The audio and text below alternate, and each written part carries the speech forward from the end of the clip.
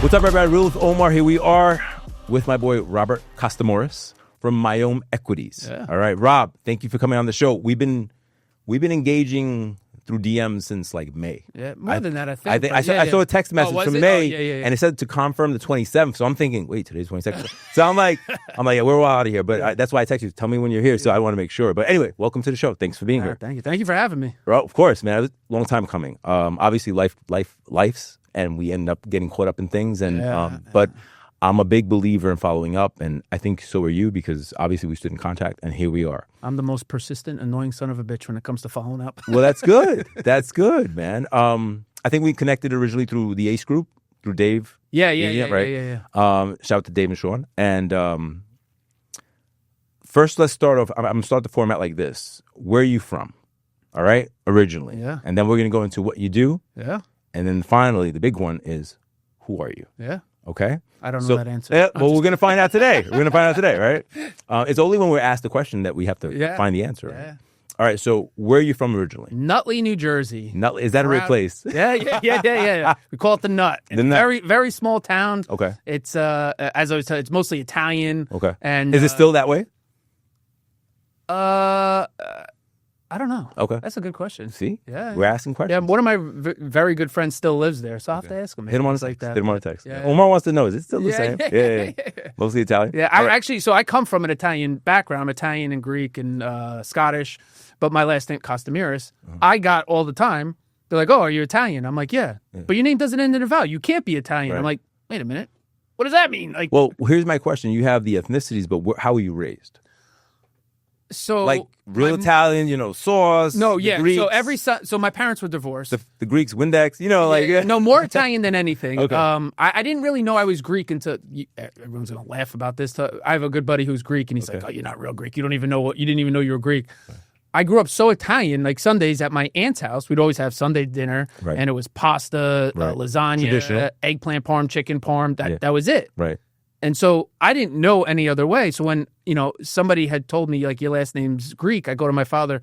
I'm like, hey, are we Greek? And he's like, yeah, what do you think your last name is? I'm like, yeah, but you never told us. We don't eat Mediterranean food. What's going on with that? I just didn't know because my grandfather didn't speak to his family. Apparently, it's a huge thing in the Greek. Is it? Yeah. They get into fights all the time and just don't speak to each other. Okay. I guess back then more now. My great-grandfather owned a diner in Harlem for the longest time. My grandfather he was a waiter there. He did their books for them when he got older and everything. Yeah. All right. A lot of culture then. Yeah. All right. Yeah, okay. Yeah. All right, then you not to bring your wife into it because she's not on the show, but she was from the Bronx, right? And so how did you guys meet?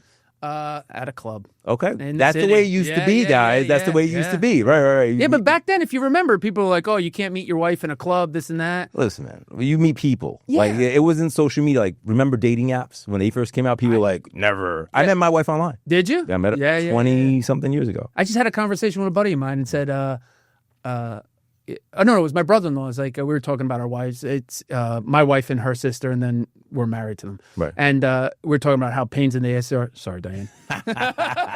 He's trying to get in trouble on this show. My wife's the best. Yeah. And we're just talking about the different how equal they are, the two sisters, but how different they are.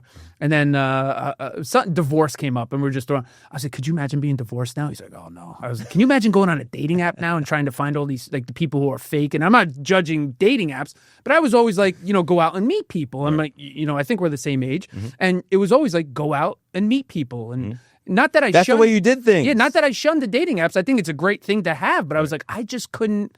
With all the fake things that are out there and the fake people that are, probably when you did it, was a lot more real. Bro, it gets crazy. I mean, like, I've spoken to younger guys and I'm not trying to go down this rabbit hole with you, but you don't even know what sex you're dating sometimes. Right. That's crazy. Yeah. That's crazy. Yeah. So that's what I was trying to say about the dating apps. Is like, I think people rely too much on it these days, which I think it's a good tool. Never rule one out over the other. Use all the tools you have. But it's just like, a lot of people are just like, oh, I'm not going to go out. I'm just going to, scroll on the dating apps. Like, right. What are we doing? Yeah. Meet people. You need a mix. You need a mix, right? Yeah. And you also need, like, you have a 16-year-old, I have a 20, my youngest is 21. And I, through COVID, he missed some stuff in high school. Like, they had that little, year or two of, it was warped. I told him, listen, your interpersonal skills are what you have to develop. So now, if you follow my social media, my VP, that's my 20-year-old, I drag him everywhere with me just to go. Yeah. He has to understand it. He's like, Dad, this guy knows you. How do you know this guy? And I'm like, business or personal or whatever. It's like he has to understand we have to know each other and respect each other and know how to communicate with each other. Right? Yeah. One of the guys that he was a marketing guy, he's now gone to Peru or something. He's finding himself, and he still does work for us, but he grabbed me one day. I think he was about 21, 22. And he's like, yo, you're so personable. Mm-hmm. How are you like friendly with everybody? And I was like, so what do you mean? Why aren't you? Yeah. And he's like, I don't know. So it came out that like during COVID, he like became more introverted. And that's when he got into like marketing where he didn't have to really be in front of people and everything. And I was like, dude, just go up to people and say hi. I was like, you're a very friendly person. I was like, you got a face like, you got a great smile. Like it's like, you have a friendly face. You would give him some confidence. Right? Well, that's what I was trying to convey to him. Well, I think that during that time, a lot of people weren't developing any confidence. But the confidence comes from sometimes getting rejected. Yeah. Remember back in the day, I mean, if we're going real back, you used to just try to talk to any girl. Hey, right? How are you? Out of 10 girls, maybe one to say hello. Yeah. And then it was okay. Now, like, I can't talk to one girl. I'm like, bro, like, it's a numbers game. You got to keep going, get the reps in. I was always the one that would be like, hey, how you doing? I was always like, hey, my name's Rob. Like, I never had a pickup line. I wasn't that smooth. And girls would be like, I'm not interested. I would just walk away. Mm-hmm. So my friend, he'd always be like, he had lines, and like if they didn't like him, he'd be like, start calling them names and everything. I'm like, yo, dude, what are you doing? There's like how many girls in this club, and like you're gonna get on this one? You're gonna fight this one? Yeah, but I'm just trying to talk to her, and she's just telling me she's not interested. I was like, all right, maybe she doesn't want to talk. Move on to the next one. I'm like, it's a numbers game. And I didn't realize that mentality because I wasn't in sales then. Now I am. Right. That just go up to as many as you can. Yeah. Somebody will say hi. Somebody will talk to you. to try to keep your standards, keep your standard though. Yeah. You know what I mean? Because as the night goes on, they go down though. Yeah, as the night goes on, you're blurry and shit. You're like, oh, I think that's a girl. All right, so Nutley, New Jersey. You meet your wife in the Bronx. You meet at a club. You go to Wall Street. Yeah. All right. So we went from college to Wall Street? No, I was a DJ in between there. Okay, that's good. Yeah. That's cool. Yeah. And then I realized I had to do something real. I was making good money. Right. At the time, I was making $1,500 from Thursday to Sundays. Okay. Mostly in cash. And you were young. This is great. No kids, right? So I didn't have to work Monday through Wednesday. You had the rest of the week off. Right, so I'm like, this is great.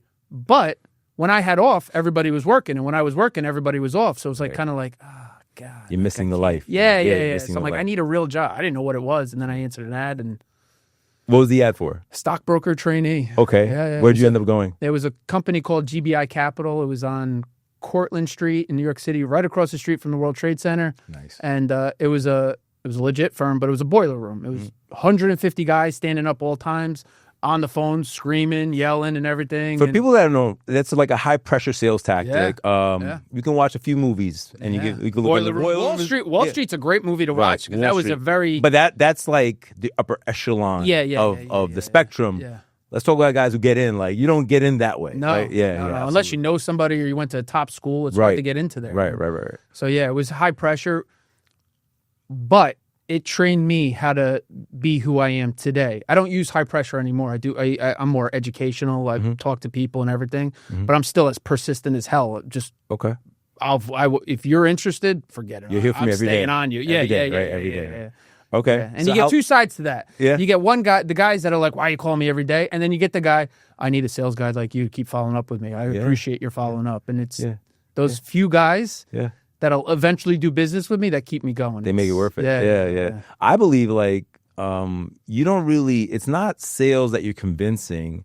It's a matter of timing. Yeah. Because the person, like obviously the money has to be available. And also, it's a matter of opportunity, right? The opportunity has to speak to them. Yeah. And you just have to be there every day until those two things link. And then all of a sudden, you got a deal. Well, it was one point I went from where I was doing high pressure sales and I went to JP Morgan and it was more like educational. And it's like kind of just teach them. And I learned how to get bigger money and it took a little bit longer. And I was like, oh, this works easier. There's a lot easier. It takes longer, but it's easier. The commas move over more. Yeah. And then I took that back to the boutique firms and I started educating people, doing seminars and different things. And I'm like, this is so much you're better. Farming. Basically. Yeah, it's so much better. Farming versus hunting, guys. We're doing sales stuff right now. You don't even know it. Right? Yeah, it was so much better. And I took that to where I am now to kind of just, here you go. You either like it or you don't. You're either liquid or you're not. You either want it or you don't. And it's, the opportunity's here. If you want to jump on, they're available. If not, I'm going to show it to other people. It's the same thing, going to the clubs and finding girls. It's the same exact thing. There's really no difference. It's just how you present yourself. It's, Right. All right, so how long did you spend down there? I was on Wall Street for 21 years. I went from stockbroker to financial advisor to I owned a broker-dealer securities firm. Oh, you did? You went in the gamut? Yeah. For 8 or 9 years. We started in 2011. Myself and another guy started the insurance division. We started the RIA, which is managed money. It's so FINRA in 2000. They started in like 2009, 2010. They're saying trading is going out of the way, which now it's like pretty much gone. You can't charge commissions and everything. Right. As you have all those online things now. Right. Yeah. Robinhood, any cheap thing that'll. So that started in 2000, and they were saying it was going to be the death of stockbrokers, but it didn't get there until 2013, 14. Right. But we started the firm in 2011, started doing well, and then in 2015, 14, so I had 4 partners. Okay. 2 were partners in the firm, and then my other partner he ran my book of business, and all of us were owners in the firm. Okay.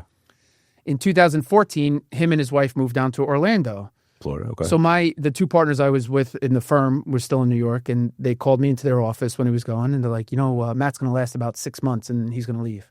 I'm like, nah, me and Matt have been partners for 14, 15 years now. There's no way. I believe in Matt. Yeah. 3 months in. He even lasted 6 months. I get a call. He's like, you in the office? I'm like, no, I'm on the floor. He's like, call me back when you go to the office. I was like, all right. So I call him back. I'm like, what's always so serious here? I can't do this anymore. So I was like, okay, it is what it is. And so when are you going to, when are you resigning? Today.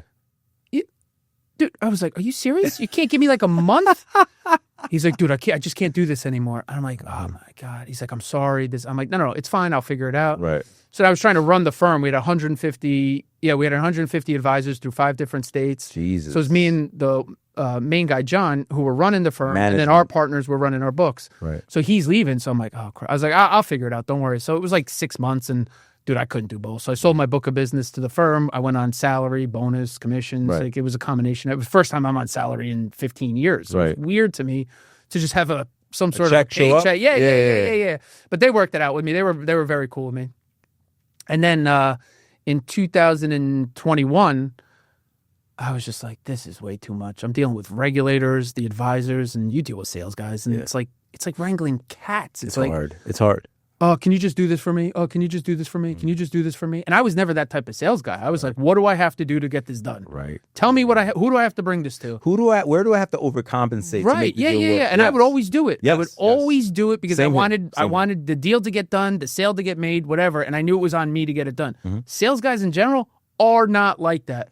Can you bring it to compliance? Can you call the client? Can you do this? And I call the client. Yeah. What are you doing then? Oh, it was like so crazy. What is his job then? It was so crazy. But for the stupid stuff. Okay. Right. And I was like, dude, it's really supposed to be yours. And I would go out with guys like to help them raise money and stuff. Like, oh, you're so good at this. I'm like, yeah, but it's not my job. It's your job. I'll do whatever I have to. I'm showing you how to do it until you can do it. Yeah. And it just became too much. Dealing with the regulators, dealing with wholesalers, trying to like court. Oh man, it got too much. And I was just like, I am done. Are you married by this time?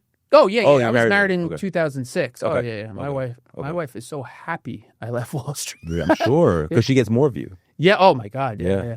So then I sent out a text to 20 different people, and my now partner calls me. And I don't know if you're like me, but when you send out a text, and I'm in the midst of sending out these 20 texts to people, I was just asking for introductions, foot in the door, just something. Yeah, I'm trying to make a move. Yeah, that was. I just said my contract's up December 31st. Do you know anybody? Anything like that? So my phone rings and it says Mark, and I was like, dude, what are you doing? I just text you. Just text me back. Like I don't.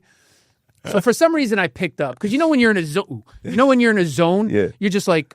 I got to get this done. I just want to finish this up. Yeah, and he's calling me, so I wasn't going to pick up. But for some reason, I did. His first thing is, I want you. And I was like, wait, what? I'm married. Like, I want you. I'm married. Yeah. My first response to him is probably a dick response. I was like, you can't afford me. And he's like, dude, just meet with me. Let me tell you what I have going on. Because I thought he was only doing like 1 or 2 houses here and there. Like, that's what I knew of him. So he was in real estate? Yeah. And I had known him for 8 years at that point. Okay. And he's like, just meet with me. Let me tell you what I have going on. Let me tell you my vision for the firm and see if it fits for you. And I was like, Okay. Fair enough. Right. And then it was much bigger than I thought it was. And I was like, oh, wow. Okay. I was like, yeah, but where do I fit in? I know nothing about real estate. I had owned a couple investment properties. I owned about 3 homes at the time. Not at the same time. But, right. You know, different things. So I knew, owned homes, right? I knew something about real estate, but I was always interested. And he's like, I just need you to help me raise capital, this and that, blah, blah, blah. And I was like, okay, let's do it. And then, you know, January I started with him and it's been loved it ever since. So what exactly, that brings me to where we're at, what you do. What exactly do you guys do? How do you know, like, I'm not trying to, not the secrets. No. But rather for the layman just tuning in saying, hey, who's Omar talking to today? What is it that your firm actually does? So we've dubbed ourselves a boutique private equity firm, although we're not technically a private equity firm, but we get private capital. So we buy distressed real estate that is, pardon my French, complete shit. Okay. We fix it up and we sell it off. But we buy it in like type 2 neighborhoods like Pittsburgh, Detroit, Chicago. We buy homes that most people aren't buying. We fix it up and we sell it off. And we do it through a combination of debt and equity. The debt we get from lending institutions like yourself. That's me, guys. They give us 85 to 90% of the acquisition, 100% of rehab. For the rehab money, right? I got you. But there's still a capital stack that's missing. Closing costs, legal fees, carrying costs, and everything. And we get equity investors to provide us with that capital. And then we give them an above average return. Right now it's 17.5%. In January it goes down to 15%. But we give them a nice little percentage for helping us out. And so you've done that. Now you've done that nationally. You're scaling that. Yeah. Right? We're mainly from like Texas East. Okay. We try to keep it closer, but you know, this area is so hard to find stuff. So like in our range, it's hard. So what's the range? Just so we buy 700 ARV after repair value or market value and down, because one of our exit strategies is our affordable homes program. It used to be rent to own. We changed that over the summer. What we do is we get people with less than stellar credit, like a 680, like 600 to 680. Okay. If they need help with it, we'll help them fix their credit, and then we refer them out to an FHA lender. We give them some down payment assistance, and we coach get them. The home. Yeah. Okay. So we help them get into the home. So that's why we keep it below. I say 700, but it's really like 600 and below. New conforming limit is 818. I don't know if you know that already. No, but some states are different, aren't they? All right. Yeah, absolutely. So that's why we keep it. Forget states, counties. Certain counties are different. Yeah, you go to certain counties in Westchester, you're not getting that max dollar. Really? Yeah, that's happened a few deals that we've had where like clients like, I qualify FHA. I'm like, no, you don't. No, you don't. Yes, I do. I'm like, no, you don't. I like talk to your loan officer, and he'll come back and be like, how the fuck did you know that? I was like, it's a common thing. It's like if you're in the game, you know these things because like going back to what you're saying, me on the lending side or even the real estate side, like if a guy comes or a girl comes to me and says, I want to buy this, I'm like, all right, what's the plan? Well, I want to sell it or I want to hold it, and I'll tell them looks kind of thin, or good meat on the bone. Like you know what I'm saying? Like if you're okay with eating and holding it, you know, make it a longer term play. I think you're good. If not, and what happened was last year, when the interest rates jumped a bit, a lot of guys got stuck. A lot of guys got stuck. And the reason I know this is because I'm doing extensions for hard money loans that we've lent out where they need 6 more months. And it's the market, right? And I'm only mentioning that only because people think that it all goes smooth all the time. And sometimes you got to understand, you got to be ready. You know, sometimes it doesn't go smooth. But you have to have that open conversation with your lender. Yeah, that's the part where they're like ducking phone calls. Like, bro, we're foreclosed, and then nobody wins. Just speak to them, and they'll work with you. Let me know what you're doing. Let me know what you're doing. Right? No, that really, it's always let me know what you're doing. Because if there's no way out, then sign over the corporate shares and just execute that. You know, and I know it sounds almost unfeeling, but it's not, because it just gets worse. Right? It accelerates. And I just mentioned that because people think it's always like, or you're balling out of control. Like, no, bro. Like, I'm carrying some weight. Like, you know. Yeah, like, just speak to your lender. Yeah. 90% of the time, they'll work with you in some way, shape, or form. Of course, or they want to get paid. Yeah. They don't get paid to foreclose. No. Right? They get paid to move capital. Which is crazy to me, because if I was a lender and I had the property as my backing, I'd be like, I'll take over the property and I'll deal with it. But these banks don't think that way. Well, because remember, they're money. They're too detached from it. Yeah, I know. It's not one guy saying, I'm going to take this over. No. Right. I know that, but I'm just saying, if I owned a bank, especially a big bank, and I had all these properties, I'd be like, all right, let's let's have a whole department, take it over, fix it up, and then we'll just do it. But they don't do that. No. It's so crazy to me that they just flip it right out. The leverage game, because it goes back to their balance sheets and it goes back to the stress test. It goes back to all that shit. They can't, speaking to you about it because you know about it. They can't carry it. I get it. But I'm just saying have a whole different company that takes it over. So it's off your balance sheet. This company takes it over. Well, that's your company. That's what your company... I mean, it's great for us. Yeah, your company fits in that way. Right? So how much do you do in New York? Do you do a lot of business in New York or no? No, we're starting to now, though.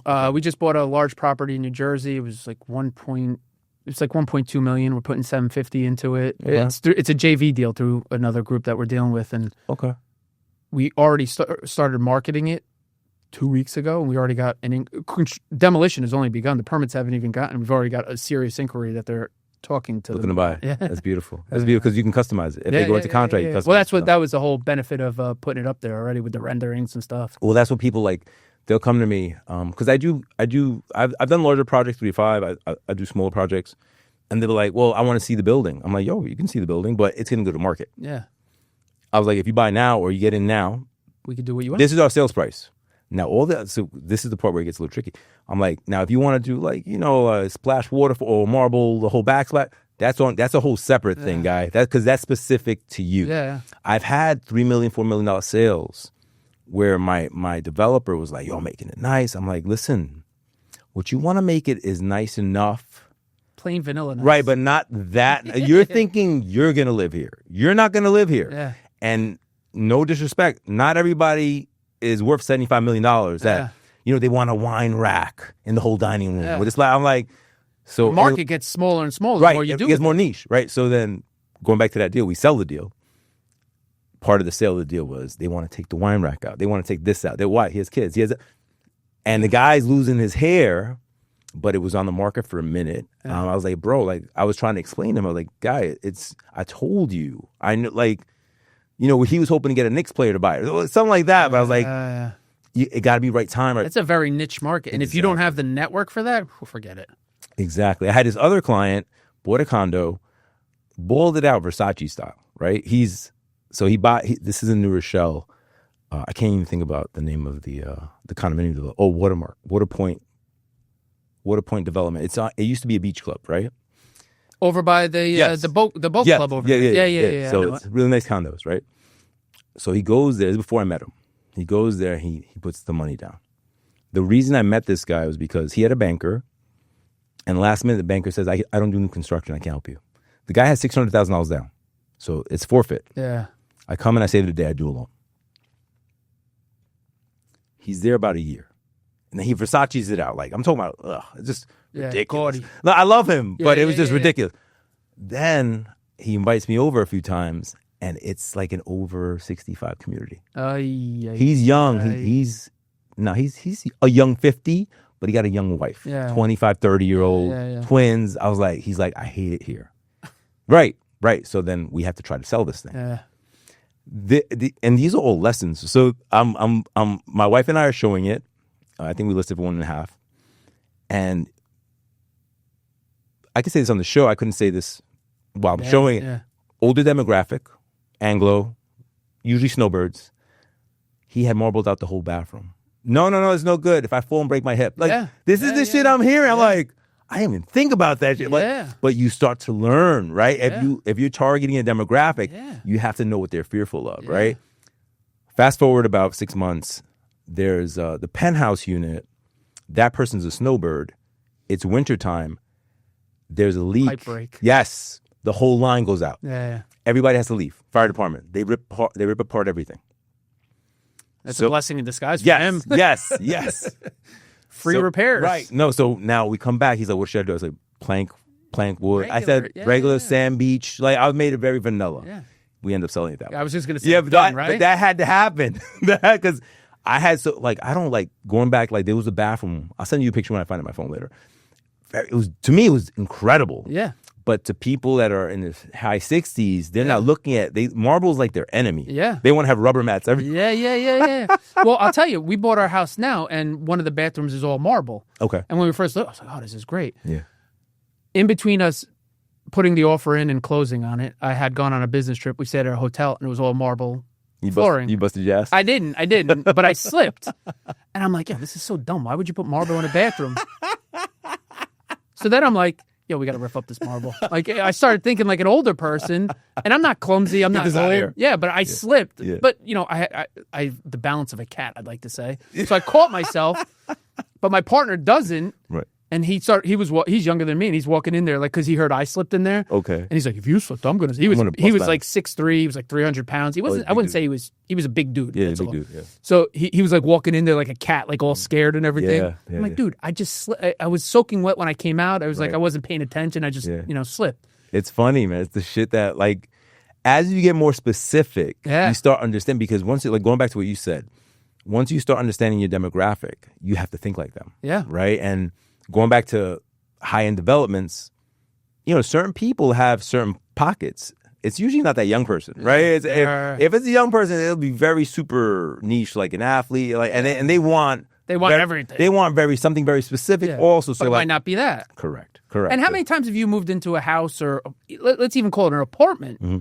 And you changed stuff in there. Everything. Right. Everything. Exactly. Yeah, it might be the nicest stuff. You might like it, but it's like, I don't want the it. The one thing I look at is just space, right? We look at the space right. and then we're like, all right, we'll fix this as we go along. You know, change this, move this here, change these flowers, do this. Right. We moved into my house and the kitchen had a built-ins on one entire wall. It was all built-ins. And it was nice when we saw it. The table was connected and it looked nice. But as we're doing the demo, I was using my father-in-law's guys, and I was doing a lot of the work I was doing like a lot of the demo work. Mm-hmm. I was like, you guys focus on the big stuff. I'll do all the demo work. And they're like, no, you don't need to handle that. I'm like, dude, it'll go a lot faster. Trust me. You guys don't need to do that. I can handle that. So I'm standing in the kitchen. I was still working on Wall Street. I was in my office in the city at 7:30. I wouldn't leave till like 7, 8 o'clock at night. So it's like I'm coming home, finishing work there on the week. Yeah, pretty much. Working on the weekend. So I was dead tired. So it was one night. It was a Saturday, and I was there by myself. The guys weren't there because I think all I had to do was demo that day. I'm standing in the kitchen, and you know, like I was ordering pizza, so there's boxes everywhere, and I'm looking at these build outs, and I'm like, yo. If I take these build-outs out, they're nice, but we get another 2 feet of room because they were. That's big. Big. Yeah, and our kitchen isn't. It's not small, but it's not big. It's, right. You know, that 2 feet would have made a difference. Right. So I just start ripping it off. So my wife comes. I wasn't going to tell until I was done. She brings the kids by, and she's like, "Oh, we want to see what you're doing." I'm like, "Oh, crap." You sure? Yeah. And I was like, "Oh, come here. I want you to see what I'm doing." Like I was trying to make it positive. Yeah. She's like, "What did you do?" I'm like, "Wait, hold on. Let me tell you why." Upset. Yeah. And she's like. All right, I'll come back when you're done. And she came back. She's like, yo, this added so much room. I'm like, yeah, see? I was like, I know you liked it, but that table and the 2 feet of the extra, bookshelves just took up so much room. There was a TV. It was not very nice. Right. And then after that, she's like, oh, thank God you took that out. It made so much more room. She's well, like, I didn't see that. Good for you. And I was like, yeah, I was just sitting here eating like cold pizza. And I'm just like, this doesn't look right. But I liked it, but it just didn't fit for what we wanted. They were an older couple. Their kids had moved out, so they didn't need a lot of room. But I had 2 young kids coming in there. I knew it was going to be a shit show in our kitchen at all times. Yeah. Thank God I did it because we host all holidays now. And every time we host, everybody's hanging out in our kitchen. Right. I'm like, guys, there's no room in our kitchen. Come out. Let's hang out. Go to the dining room. Yeah. No, like what I was told for a few friends of mine, like all the time is spent in the kitchen. It's so crazy. Everybody's cooking, they're hanging out, they want to talk. Everybody kind of gravitates to that one area. So you have to have a good space. We're now to the point where we're going to redo our kitchen. There's a little half bath or powder room, whatever you want to call it, right there that I want to blow that out, and it goes right into our dining room and have like a little nook here, and it gives us another, I'm going to say 5-6 feet. Like, very nice. That'd be huge. Yeah, very nice. Very nice. And this way everybody can hang. You know what's going to happen? What? We're going to redo it. No one's going to come into our kitchen then. No, like, we're going to go to another room. Go to another room. Yeah. It's all open. We like staying out here now. It's like, oh, God, what are you doing? So you do, all right, so basically you raise equity, you find transactions, and you help people. So obviously that. Now let's get to the final question, right? Yeah. The question that we want. Who are you? Oof, that's a great question. Yeah, well, here we are. I'm a family guy first, and I know it's so cheesy to say, but... No, but did you grow up, your full family, father, mother, all that? Yeah, my parents were divorced, and this is going to come across as like I'm miserable, but I'm not at all. But my parents, they came to my games. They did. It wasn't like distressed, but I was a latchkey kid. Okay. It was literally, my mother would wake me up. Explain that to people, because some people... Yeah, no, that's our generation. No, that's what I'm getting to is, my mother would wake me up, me and my brother up, and then our alarm would go off like 20 minutes later, and we have to get ready, go to school, come home, go to practice, do stuff. And latchkey kid is you had a key to your house, and your parents weren't there. Right. And we'd come home, we'd make dinner for ourselves because my mother worked in East Orange, which was it's like a Yonkers type of What town. did she do? She was a teacher. Okay. So you think teachers get out at 3, 4 o'clock? Right. Oh no. In East Orange, they look at it as like, well, my kid's in school, that's their problem, and they come and pick them up when they get out of work. But a teacher can't leave until all the students leave. So my mother wouldn't get home till like 7, 8 o'clock. Wow. Yeah. So, me and my brother are doing everything. And my mother was awesome. My father was awesome. My brother? Yeah. 18 months younger. Okay. So same age. Basically Yeah. And so, we'd ride our bike to school, everything. And where was I going with this? Oh, my parents. Latchkey kid. And they never, they didn't come to all our games, which was fine by me. When they came to games, I got all nervous. Like, I was like, what I sport? gotta perform. I played basketball and baseball. Okay. I tried football, but as you can see my build, I was not. We played. I wasn't naturally gravitating to that. No, not at all. It was because I love watching it. Yeah, of course. So we played this one school when I played football. I was a tight end. And I'm going in with the play. They're like, Costomiris, you're going in. I'm like, all right, we're playing Don Bosco. Do you know Don Bosco? No. They're a private school, and they recruit. Okay. Like, they're literally So like... you're playing D1 guys. Oh, without a doubt. Like, I didn't even know what D1 was back then. But all right, D1 means those are the real athletes. Yeah. Those are the guys who might go to the NFL, NBA. Those are D1s. So he's like, I'm running out. Coach is like, Costomiris, you got one job. Protect the quarterback. I go, you got it, coach. I got it. Yeah. I line up against the guy. I'm 6', I think I was like 6'3" at the time. This guy must have been my height, but 300 pounds. I was 150 pounds soaking wet. Like my shoulder pads were like this. My neck was like this coming out of the shoulder pads. You look at Peyton Manning. So I lined up against him. I'm like, all right, I can block this He's like, guy. you sure? Dude, this guy was like snarling. He probably wasn't, but this is my image of him. He was like snarling. He literally laid me on my ass. Like, I don't even think he walked right through you? Oh, my God. Yeah. I was ready for him, too. There was just no competition. Right. So I came out. That was a normal thing for me to come out. Costomiris, you had one fucking job to do. I'm like, what'd you want me to do? Did you see the size of this guy? At that point, I knew. I was like, I am not a football player. I tried, coach. I tried. I'm gonna stick to basketball and baseball. Right. That's where I belong. So, yeah. I still play basketball. Yeah. I was asked to play in when I moved up to Edgemont. They're like, "Oh, you're tall. Come play for the dads thing on Sunday." Okay, let's go. So I wasn't playing for 2 weeks. So I'm at a party or whatever, and they're like, "Oh, I heard you playing." I was like, "Jesus Christ, word gets around." They're hyping it. Yeah. What are we doing here? Guy's like, "Hey, I just want to let you know they're competitive." I'm like, "Yeah, that's fine." They're like, "No. They're like real competitive." I'm like what? They're like they're trying to win like a national championship. I'm like, "Wait a minute, for rec league?" Yeah, I go, This isn't like this is 40-year-old guys playing basketball. And he's like, dude, it was so bad. He's like, I like to think I'm athletic. He was like, we were playing our third game of the day. He goes, I was huffing it. I was tired. Yeah. And they're like, if you're not going to keep up with us, we're going to bench you. And I was like, wow. Oh, dude. So one of my friends played in the NFL. So I'm talking to him. I'm like, yo, Tony, I'm supposed. He goes, don't do it. I'm like, why? He knew about this league? He goes, no, not that league specifically. But okay. So he's like, tell me about it. So I tell him. And he's like, do you have anything to prove to these guys? I'm like, no. He's like, you will probably want to go in and win, but whatever if you happens, lose, it's not the end of the world. I'm like, no. Right. He goes, these guys are there to win. Right. He goes, I just retired from the NFL, and these guys were like, hey, you want to come play flag football? So he's like, I'm thinking flag football. Yeah. He goes, dude, everybody there wanted to tackle me. He goes, they wanted to prove to themselves that they could tackle an NFL player. Yeah. He goes, and at that point, I knew. Don't go against guys who have something to prove, right? Yeah. Don't go against people who have something to prove. Right. He goes, because you have nothing to prove to go there. You know you're good. You know you could play. And I was like, you know what? You're right. So like sometimes I'll play, but not. But I'm a trip all the time. No. I never played in that league. Oh, never showed up. No. They're like, what? You're not going to play? What are you scared? I was like, no, I'm not scared. But I don't have anything to prove. I know I'm good at what I do. I don't have to prove to you guys. I played in Chelsea Piers for like 4 years. Okay. So like these guys in my office like, well, we need a center. Mm-hmm. So I'm like, all right, great. I could do that. Put my hands up. Yeah, all day long. That's what I played, center. Yeah. So we're playing, and it was like the second year. I'm like but I'm getting mauled underneath. I'm like, guys, I need your help underneath. I need you to take some of the guys off of me. Right. I go, I know you guys are shooters. I know you guys are all dribblers and everything. You're all Steph Curry. I need help underneath. Yeah. But the whole point of bringing you here was to go under the boards and get it. I'm like, dude, I'm taking on 4 guys They're all coming for rebounds. I can't handle it. I love it. So then it was like towards like my last it wasn't really a season. It was like just a couple weeks. I was like, yo, guys, if you guys aren't gonna help me underneath, I go, this is like, what am I doing? I'm out. Like, yeah, I'm out. Yeah. And they're like, all right, we'll find somebody else. And I was, damn. Yeah, I was like, dude, like, what are we doing here? Like, aren't we a team? Like, our job is to shoot. Your job is to get the rebounds. I'm like, yeah, but I can't take on 4 guys. I can take on 2 or 3. That's easy. Yeah. But when the whole team is down there, I'm getting mad. There was this one big guy, like he was like 55-ish. I was like in my 30s, playing with no shirt on. Oh boy. And was he hairy? Oh my god. Because that would be it. Oh my god. And he's rubbing up against me. He knows what he's doing. And I'm like giving him an elbow in the chest to get off of me and everything. It's as if I felt the guy was just like trying to bear hug me the whole time the boards. What movie was that with Ben? Was it Ben Stiller? I think so, yeah. Where, and he gets a face. Yeah. So we're watching that with my wife.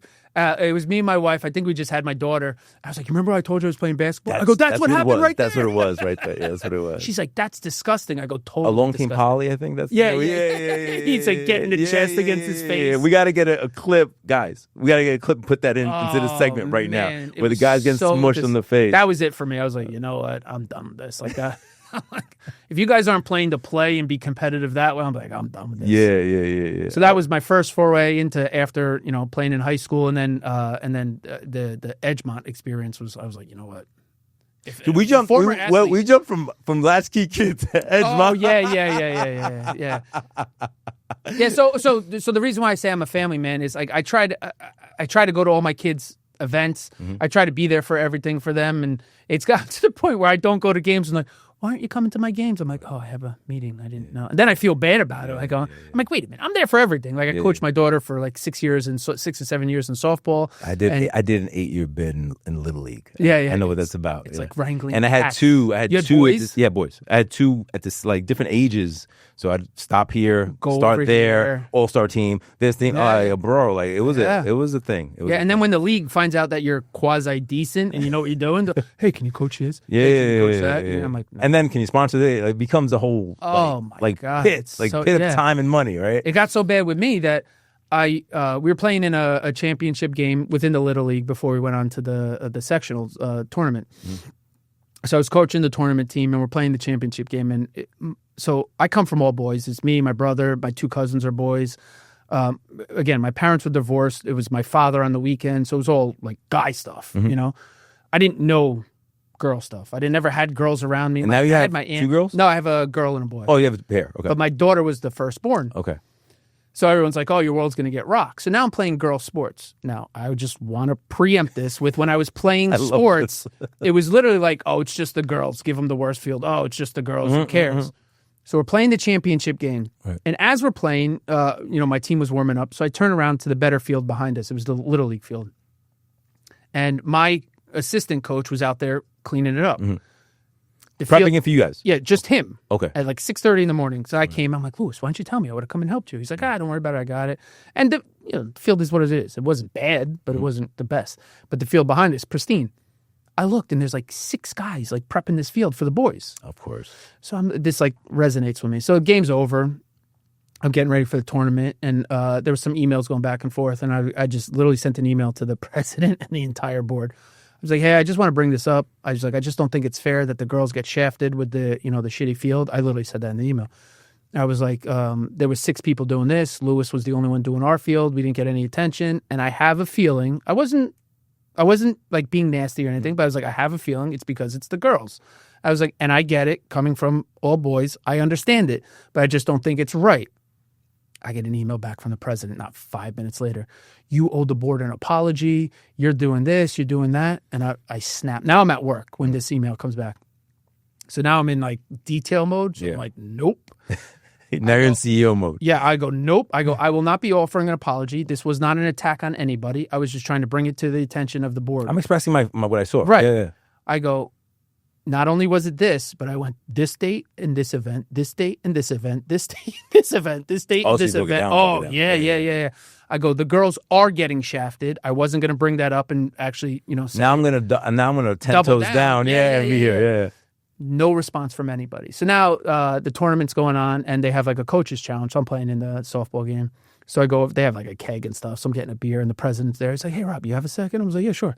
He's like, hey, with your email, I think I came across wrong. I was like, no, you came across right. You told me to apologize to the board. I was like, and I wasn't finger pointing. And I'm a little upset that you actually thought I was finger pointing because I wasn't. I was just trying to bring it to your attention. Yeah.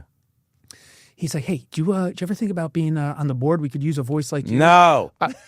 I go just like this. I take a sip of my beer and I go like this. I go, hell no. And he's like, what? I go, no way. I go, number one, I can't be who I am. I go, number two, I go, I want to keep speaking how I am and I want you guys to make changes. I go, I will never change who I am. And he's like, yeah, but if you're on the board, you can bring this up. I go, no, because then I got to play politics and I'm not interested in playing politics. Yeah. And he's like, but I was like, no, Rob, I appreciate the offer. I go, but no way. I'm incredibly honored by you consider me. Why would you consider me, though? But I'm going to have to say no. Yeah, absolutely. That was the politically correct answer. Yeah. Incredibly honored. And then another time, just not a good time. Another time, my daughter had already left, and my son has some special needs. And then my buddy ran the Eastchester Little League, and he's like, we have the Challenger League there, which is for special needs kids. Okay. I'm like, oh my God, this is awesome. He's like, the league literally has to do nothing. What's your son's name? Chris. Chris, we out of here. No, so I go to them and I give them a whole packet with spreadsheets and everything. Little League funds it. Parents, like myself and this other parent, I didn't even know about. I got introduced to him. Okay. He had a special needs kid too. Okay.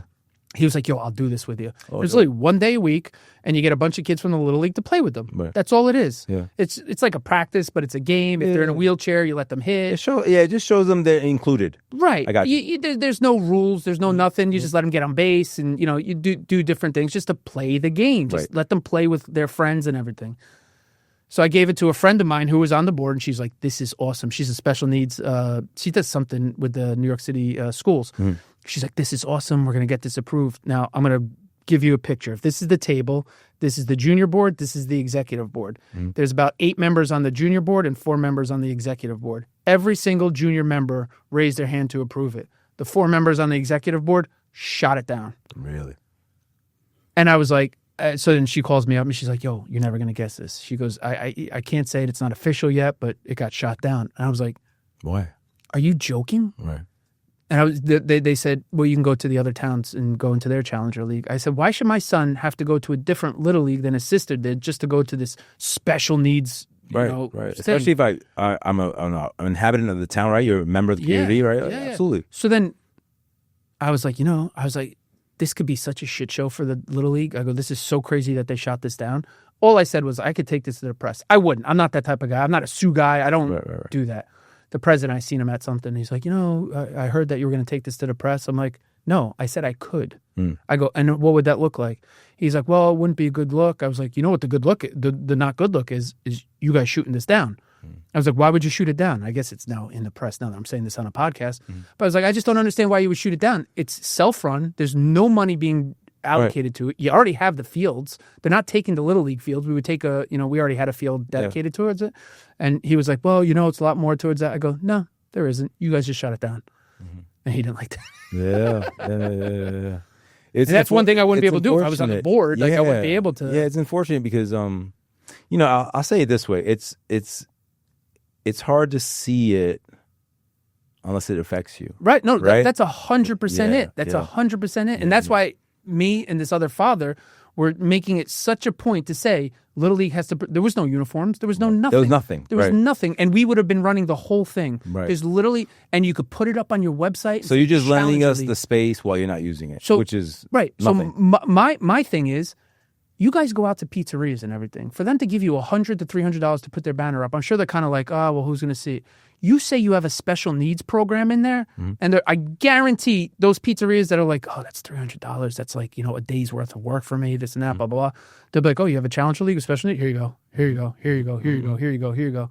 And like the funding money you would get just because of that. And I'm not trying to use the special needs program to try and go out and get money. I just think it's an extra benefit, and it'll be easier for people to write checks. It becomes like almost like an inclusivity thing, meaning, like you have a son, so it's close to you. Yeah. So that, and I'm saying this with delicately, right? Yeah.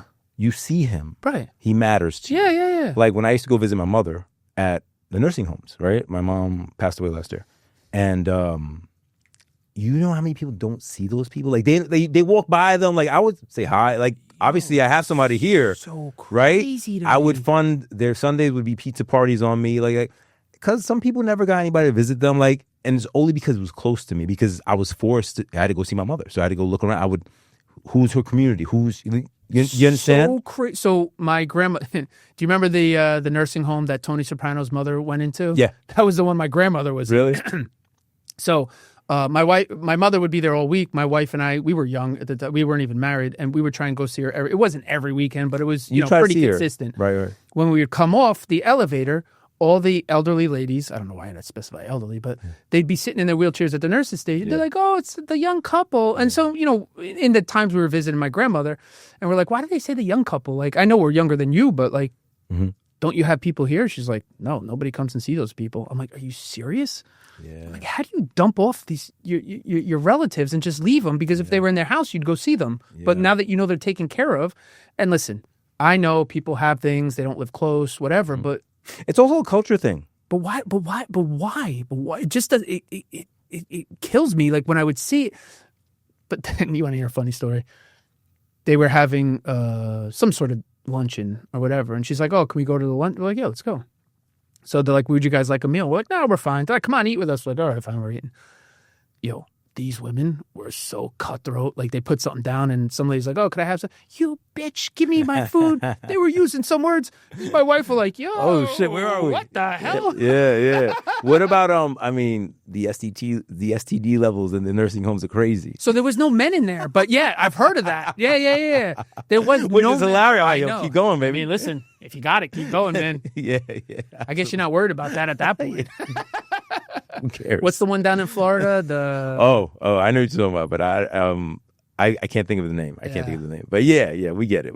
I understand. That's crazy. Yeah, no, it gives hope because there's another life. But going back to your son and my mom, like because it's close as we see it and it matters. Yeah, most people don't want to be either bothered or even acknowledge that that's a thing.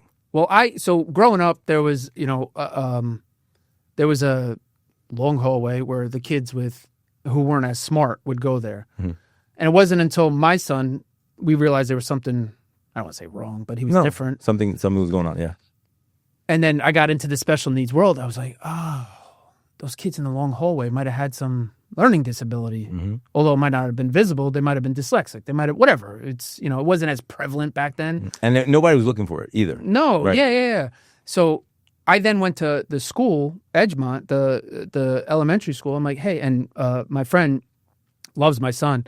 And I was like, yo, if we did something at the school, would you come and speak, like, on special needs? And you don't have to speak, about the special needs, just, about inclusivity, because he was big on that. Mm-hmm. He was like, 100% set it up. He's like, I'll do one better for you. I'm on the NFL Legends. I'll get the Play 60 to fund it all. I was like, wow. What? Okay. He's like, yeah, they'll give up to this amount and everything. We'll put the Play 60. We'll hand out, jerseys and T-shirts and stuff. Yeah, nice. So I go to the school. We're in one of the IEP meetings for my son, and I'm talking to the principal. I'm like, hey, can we do like a special needs seminar? I go, and I'll tell you why I'm saying it.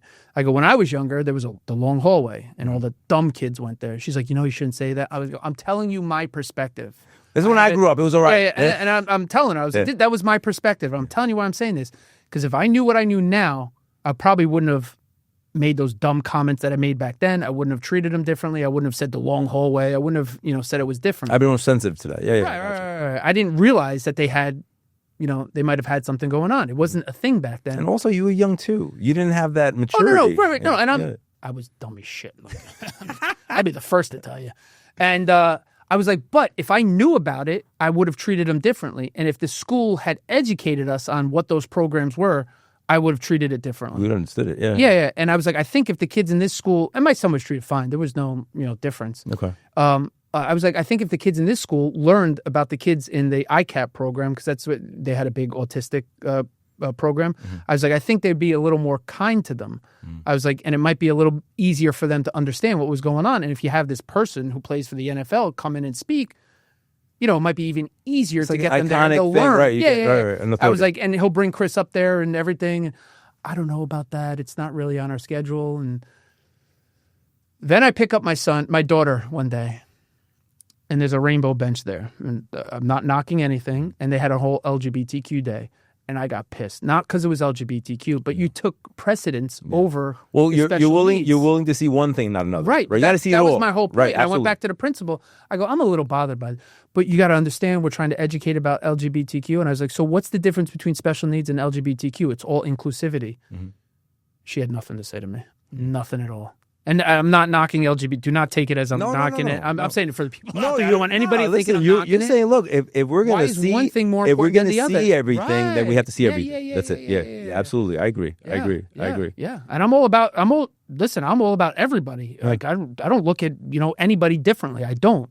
But it's just like if you're going to treat one person one way, you got to treat everybody that way. It's Agreed. You can't be blind to one thing and see something else. Yeah, Absolutely. yeah. Absolutely. So family, man. Yeah. That's where we're at. Yeah, That's where we're at. We made our money and we spend our time with our family. Yeah. And it was me coming up to Westchester too, working in Westchester now. Okay. That made me realize how, and I was coaching when I was living in the city, so I would leave real early from work To come to Westchester. to come coach. Okay. But it was when I started coming home for dinner and sitting down, I was like, this is cool. Yeah. And I saw my kids being different and everything. So You saw them being numb. yeah. Right? Not being athletes or students or running into the car. You get to see them in their own habitat. Yeah. And, it's 50-50 on how that dinner goes. Yeah, you never know. Depends on their mood. Yeah, their mood. yeah. All right, so Rob, if anybody wants to invest, where can they get you? And please speak into that camera. Yeah. For any of your social media handles. I don't know how you like to be contacted. I don't try to limit it. All right, well, tell them. Don't tell me. Myom.com is one way. Go to LinkedIn, Robert Costomiris, the first one that pops up, or Instagram, ROBB_Costomiris. You're definitely not going to spell my name right, but try it. Is Robert ROBBERT? No, it's ROBERT. Okay. But my father, when I was younger, called me Robbie. Okay. And it stuck? And then when he would always spell my name with two B's. I'm like, why do you spell it with two B's? He's like, I'm not letting go of the Robbie. I was like, okay. Oh. All right, Dad. All right. And then I noticed it was different. I was like, I'm keeping that. I'm keeping that. I love it. So, yeah. All right. Well, guys, we're wrapping up today. Thank you for your time here with Robbie. Yeah. And you'll see me and Robbie do some stuff. I'm hoping maybe we'll do like a deal together. Yeah. I think, and that'd be really cool to document. Yeah. Right? Yeah, absolutely. Yeah. I'll definitely shoot you more deals. Absolutely. Thank you. I you. appreciate you having me on. I really do. Anytime somebody asks me to come on, that's and the I goal, can talk, man. The goal. Listen, the goal is to. My whole thing is, I know we said we ended. This is the shit I always do. The goal is always to have representation. Like, besides doing investments and stuff like that, you have a special needs son. You have a daughter. You have a wife. You have a family. Like, that's what it's about. Like, for me to have conversations with real people to really narrate that we're all kind of the same. We all going through our shit. We all have our shit. Yeah. And that's really what I try to do on my platform. Well, my wife and I don't mean to drag it on, we're very open about my son having special needs. And like a lot of the parents in the special needs community aren't so open about it. And they're like, oh, you're so open. Like we were somewhere and like, oh, this kid's such a pain in the ass, Jesus. And he's having a moment. he's having his moment. Like he's overstimulated, whatever. He was having his moment. And I was overstimulated. I was like, oh my God, this goddamn kid, he won't stop. And so some of the other parents were like, they're like, oh, you got to be a little more sensitive to it. I was like, why do I have to be more sensitive to him? Why can't he be more sensitive to me? But like they're saying to us, like, you're so open to speaking about how you are with your special needs son, and we don't hide it at all.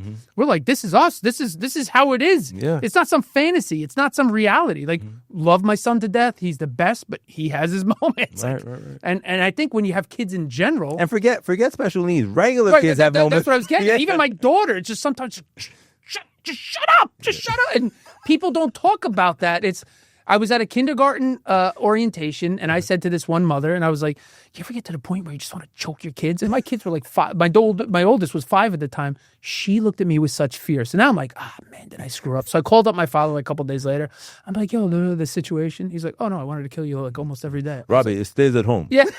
No, but he was like, no, I didn't. But my father's not the open type of person, like to convey it to other people. Right. That's what I meant. Robbie, it stays at home. Yeah. I kill you at the house. Yeah. I don't know why I gave him a Greek accent. It's fine. My father would even laugh. But he was like, no, you're 100% right. That's how it is. But most people don't talk about it. He's like, you're just more open about it. Yeah. He goes, that's great. You should be you. Always be you. Always be you, man. I agree. And I think that's one of the reasons I wanted to have you on. Because I really appreciate authenticity. Yeah. I think in this world now, especially like we start talking about finance, all that shit is cool. And I'll sum it up with this. Money gives you options, but it doesn't make you who you are. No. Right? No. But when I started making money, people were like, oh, money will change you. And then it came to me, like, money doesn't change you. It brings out who you are. Yes. If you were always a good person, you'll always be a good person. You'd be a better person. Yeah, right. if you're a scumbag, you're going to be 10 times a scumbag when you have money. And it just shows you who you are. And I always say that to people, and they're like, oh, money brought out the worst in them. I'm like, nah, they were always like that. It just exposes. Yeah. Money exposes you. Yeah. Now we're going to end it. Yeah. All right. Thank you. Thank you. I appreciate it.